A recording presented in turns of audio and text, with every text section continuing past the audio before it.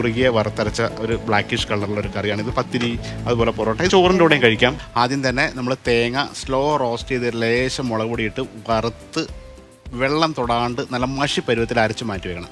അതിനുശേഷം ഒരു പാനിനകത്ത് വെളിച്ചെണ്ണ ഒഴിച്ച് പെരിഞ്ചീരകം, ഇഞ്ചി, വെളുത്തുള്ളി, പച്ചമുളക്, തേങ്ങാക്കൊത്തൊക്കെ ഇട്ടിട്ട് നന്നായിട്ടൊന്ന് റോസ്റ്റ് ചെയ്തിട്ട് ചെറിയ ഉള്ളി നന്നായിട്ട് സ്ലൈസ് ചെയ്ത് ചേർത്ത് നന്നായിട്ട് വഴറ്റിയെടുക്കുന്നു. അതിനുശേഷം അതിലേക്ക് മല്ലിപ്പൊടി, മഞ്ഞൾപ്പൊടി, മുളക് പൊടി, ലേശം ഗരം മസാല, കുരുമുളക് പൊടി, ആവശ്യത്തിന് ഉപ്പിട്ട് റോസ്റ്റായി വന്നതിന് ശേഷം ടൊമാറ്റോയുടെ പേസ്റ്റ്, തക്കാളിയുടെ പേസ്റ്റ് ഇട്ടിട്ടാണ്. തക്കാളി പേസ്റ്റൊക്കെ ചേർത്ത് ഈ ഗ്രേവി നന്നായിട്ട് വരുന്നു. ഇറച്ചി മഞ്ഞൾപ്പൊടി ഉപ്പിട്ട് നമുക്ക് വേവിച്ച് വെക്കണം. ഇനിയിപ്പോൾ ഈ ബോയിൽ ചെയ്ത മീറ്റിൻ്റെ സ്റ്റോക്കാണ് ഒഴിക്കുക. അതിനുശേഷം ഇറച്ചിയിട്ട് ആ ഒരു സോസിലൊന്ന് കുറുകി വരുന്ന പരുവത്തിൽ വറുത്തരച്ച ഈ ഒരു അരപ്പിട്ടിട്ട് കറീനെ കുറുക്കിയെടുക്കും. ആവശ്യത്തിനുള്ള കുരുമുളകും പിന്നീട് കറിവേപ്പിലേക്ക് ഇട്ട് തിക്കാക്കി എടുത്താൽ ഈ വറുത്തരച്ച കറി എളുപ്പത്തിൽ രുചിയായിട്ടുണ്ടാക്കാം.